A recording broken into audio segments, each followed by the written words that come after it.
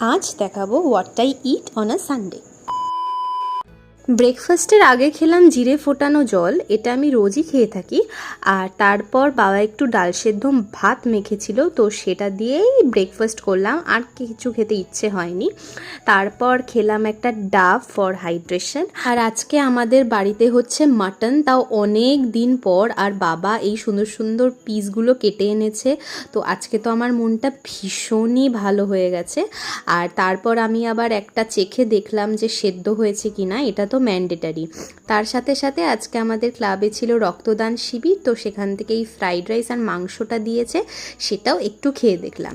তারপর ছিল আজকে শো স্টপার, ছিল ফ্রাইড রাইস, মাটন কষা আর শশা। ফ্রাইড রাইসটা আমি বানিয়েছিলাম, আর মাটনটা মা। দুটোই খেতে ভীষণ ভালো হয়েছিল। তারপর খেলাম লেবু, আর রাতেও একই ডিনার ছিল, কিন্তু ওটার ভিডিও নিতে ভুলে গেছিলাম।